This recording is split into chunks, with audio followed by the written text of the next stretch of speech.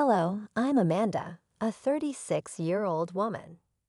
The past few months have been really tough for me, and I'm having to relearn a lot of things. My husband, Franklin, caused a lot of the trouble I'm in, but a kind person stepped in and helped me avoid even more pain. First, let me tell you about the people in my story. The first person is my sister, Hio. She's 6 years younger than me and very pretty. Growing up, we didn't get along because I was a nerd and she was popular.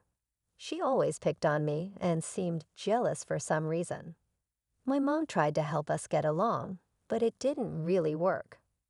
When I went to college, we didn't talk much. But after I graduated and she was a teenager, we started talking again. Our relationship got a little better, but we never got really close. That was the best we could do, and I was okay with that. Next, let me tell you about my ex-husband, Franklin. We met at work and got along really well. We dated for about 3 years before getting married. We worked hard and bought our first house together. I earned more money, so the mortgage and deed were in my name. After 2 years of marriage, Franklin asked me about having children. Honey, I was wondering about something, and I need you to think about this with an open mind. All right, what is it? I've been thinking that we've been together for a while now, and maybe we could start a family of our own. Franklin, you know how I feel about that. I know, but we have the money for it, and it would be really cute to have little versions of us running around, don't you think? Yeah, but kids are a lot of work and responsibility. We're the most hardworking and responsible people we know. Come on, give it some thought, okay? I promise I'll help take care of them. Just keep that in mind. Even though I wasn't keen on having kids, I gave in because Franklin kept bringing it up. First, we had a son, and 3 years later, we had a daughter. Initially, Franklin was very helpful, but that quickly changed. Suddenly, I was responsible for everything at home, including the kids. After our first child, Franklin insisted I stop working because he had gotten a promotion and was earning more than me. I tried to resist, but eventually I decided it wasn't worth the fight and accepted my new role. To avoid getting bored at home, I took up a new hobby, hosting dinners.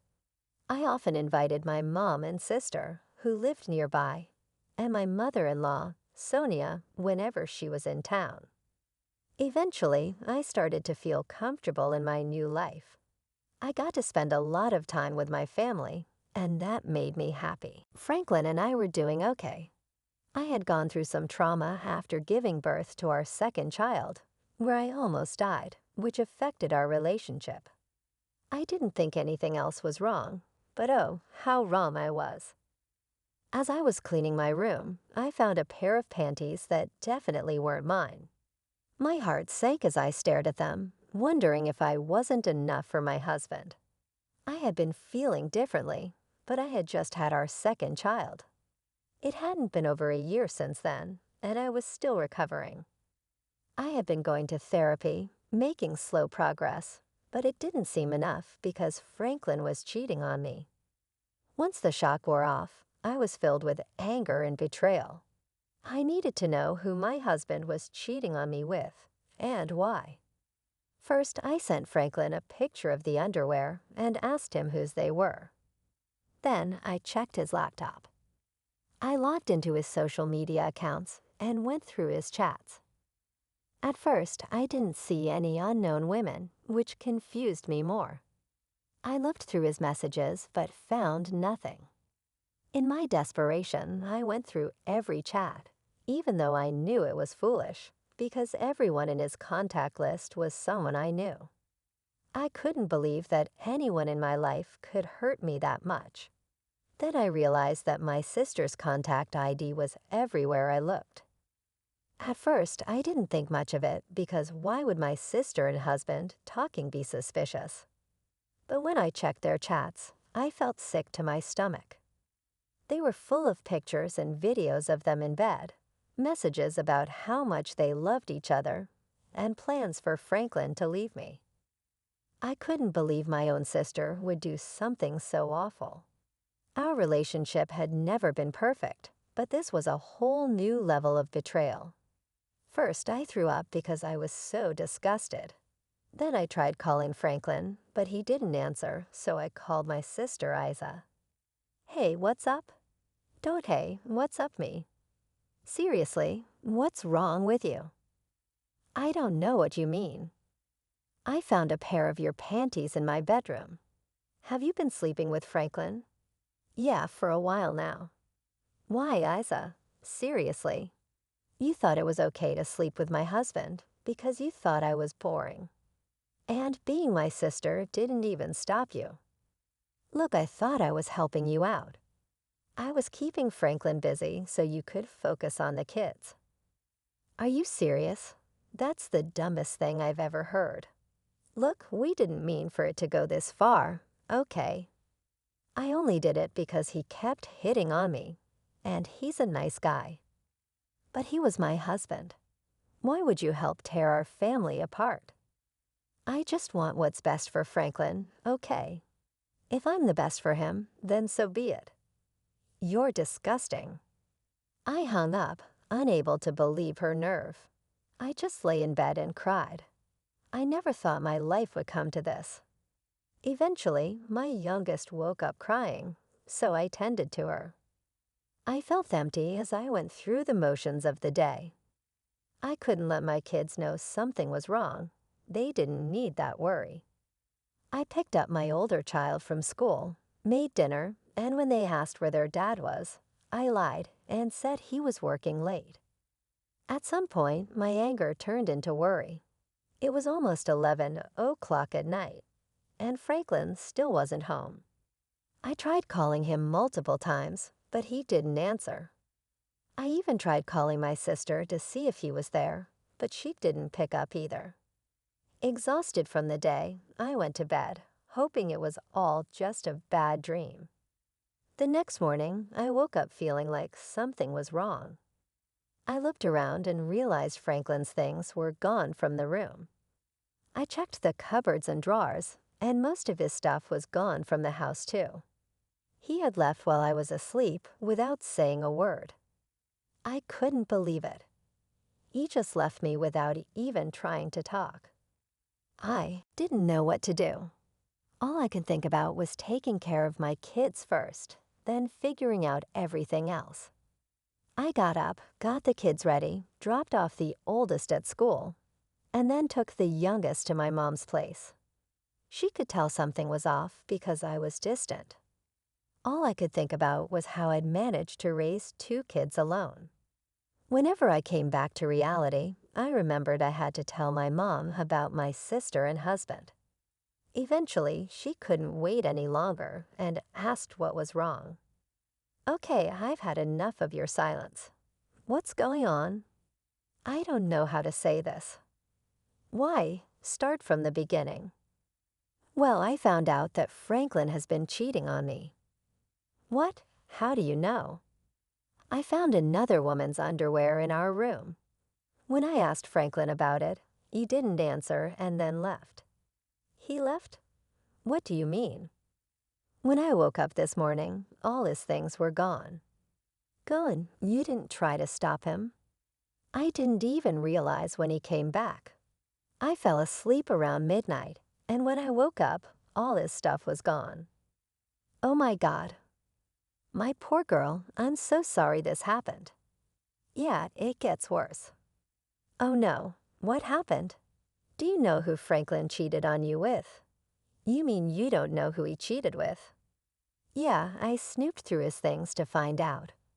I wouldn't have tolerated this under normal circumstances, but this is different. So, who is it? Isa. Excuse me, what? Are you serious? Yeah, my husband has been cheating on me with my own sister. I called her to ask about it, and she was so casual about it. She said they were in love and believed she was the best for him, so she was going to keep being with him. Oh my God, what has she done? I don't even know how I'm going to survive. I have 2 kids to raise, and I need to find a job too. Look, why don't we just get some rest while I try to process this? I'll be here to help you, okay? Yeah, okay. Thanks, Mom. I had become numb to everything that had happened, so telling my mom wasn't as hard as I thought. I ended up sleeping while my mom took care of my youngest. When I woke up, I heard my baby crying and my mom yelling. I rushed out and saw my mom on the phone, looking angry. She hung up and seemed surprised to see me. She apologized for the noise, but didn't say more. I knew she had been giving Isa a piece of her mind.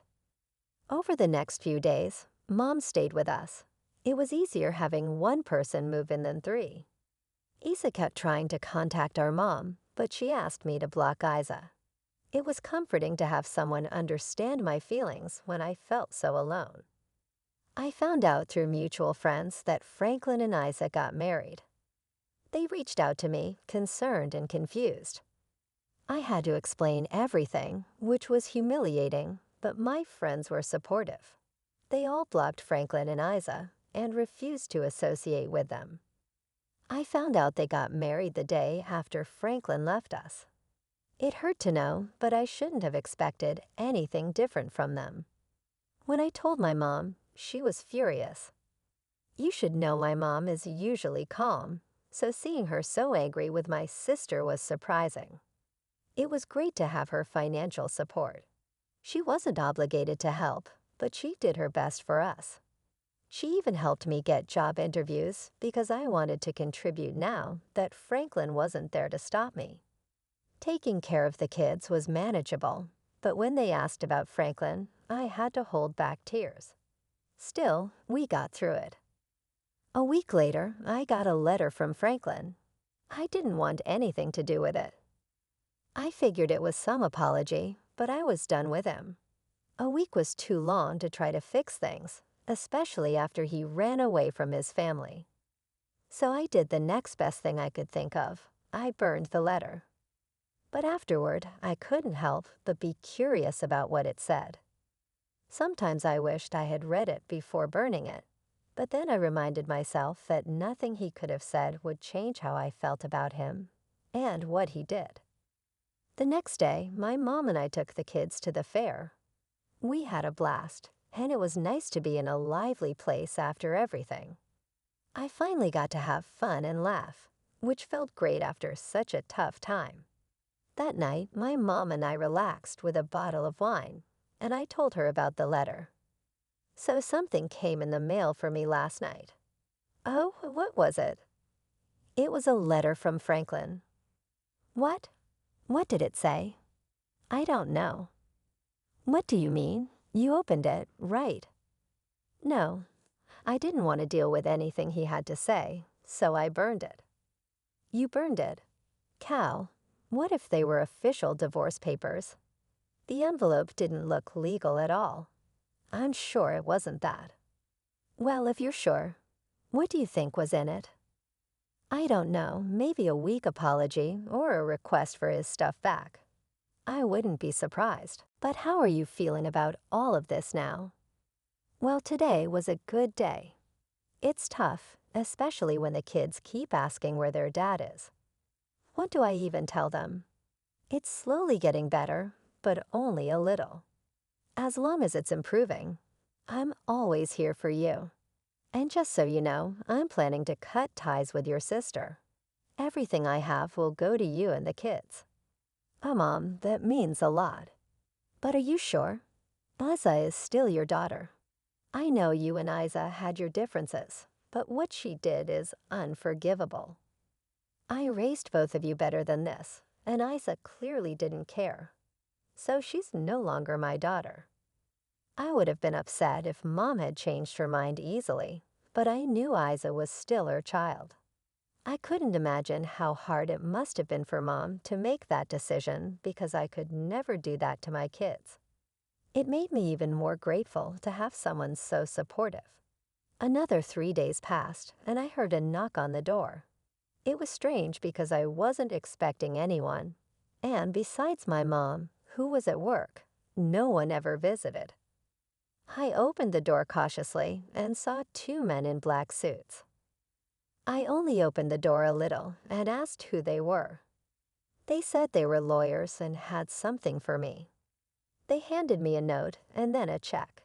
It was made out to me, and it was for $750,000.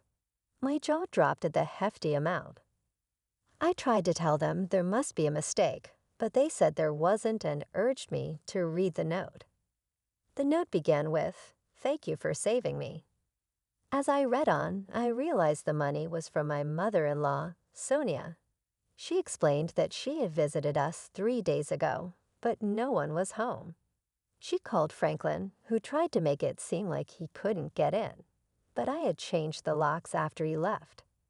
Sonia sensed something was wrong with Franklin's behavior and pressed him until he confessed everything. She was disgusted by his actions. Sonia felt sorry for what I had gone through and decided to leave all her inheritance to me and her grandkids. She thanked me for preventing her from making a mistake and for not trusting her son with her assets. That's what the check was for. The lawyers then told me that Sonia had been terminally ill and had passed away just the day before.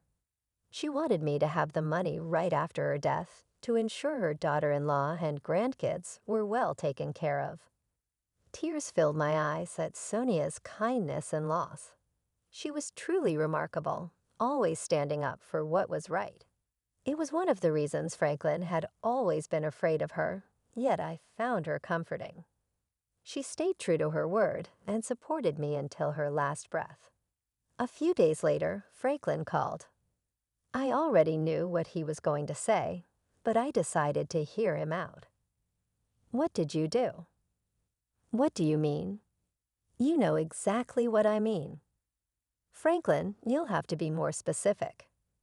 "What are you talking about? Why weren't you home that day? I specifically asked you to be." "I sent you a letter asking you to pretend everything was normal while my mom visited." "Oh, was that what the letter said?" "You didn't read it." "No, I burned it." "You betrayed me. My mother was going to help me with the inheritance, but you took it all because you're selfish." "That's ironic coming from you. You abandoned your family and only cared about contacting me when it involved your inheritance. Love can't be forced. I did what was best for me, and your mother did what was best for us. Don't ever try to contact me or the kids again. Goodbye." After that, things moved quickly. I filed for divorce and was granted full custody of the kids. Franklin tried to fight for the inheritance, but Sonia had made it clear that I was the one to receive it, so he didn't succeed. Franklin and Isa tried to pressure me into giving them some of the money, but I stood my ground and refused. Life has become easier since we got the money.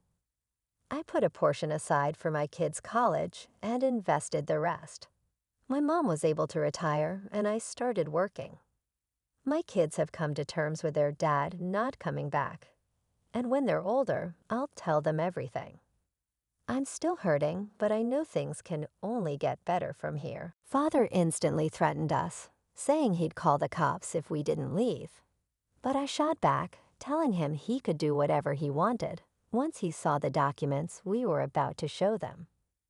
My parents looked perplexed, but Hannah looked like she was about to vomit and excused herself, heading to her room. I assumed she was trying to flee, but there was no use in doing so. Pete then proceeded to show my parents the divorce papers and screenshots of Hannah and Frank's correspondence while I described the true story. Pete also told my parents that Hannah had to give up our family heirloom, my grandmother's diamond ring, in the settlement. She had to sell the ring because she couldn't afford to pay him the money. She is a high school teacher. My parents were already terrified by what we had told them, and this was simply the cherry on top. We watched the drama unfold as my father demanded an explanation from Hannah for all that had occurred. Despite all of the evidence against her, she continued to lie and cover up the truth. So my father kicked her out. He packed her belongings for her, handed her the bags, and then told us all to leave their house. I didn't need to be told twice before leaving with Pete, as my sister cried and pleaded with my parents to let her back in, just like I did all those years ago. This was excellent karma, and I could not be happier. It's been a few days since then, and my sister just arrived at my house a few hours ago, insisting that I immediately make amends with my parents. I had no idea how she located me, but I informed her that I no longer owed her anything. She had ruined my life once, so I returned the favor, and we were now equal. I swear she had no pride left because the moment I said that, she burst into tears and accused me of being a monster. I didn't care about her drama and closed the door as she began to sob uncontrollably. I just put on my headphones and listened to music as Lisa, my fiancée, worked in her study so that neither of us would be disturbed. Hannah eventually departed, but not before leaving a message with a marker on my door, reminding me that I was nothing more than a vengeful monster.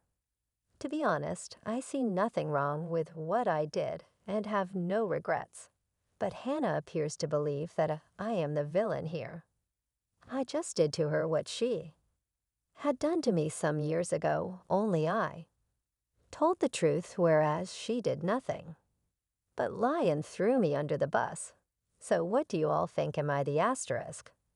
Asterisk hole who ruined my sister's life and got her kicked out 7 years. After she accused me of causing her divorce update when Hannah is still troubling me despite the fact that she was kicked out a week ago. I had to threaten her with calling the cops after. She called me for the 14th time today. Before she stopped, I'm not sure how she found my phone number and address, but that's not what I'm interested in, right? Now Hannah is attempting to get sympathy from me since apparently a school teacher's salary is insufficient for her to support herself, but I don't think that's the case. She's just furious that she has to seek a home and pay her own rent, energy, and groceries now.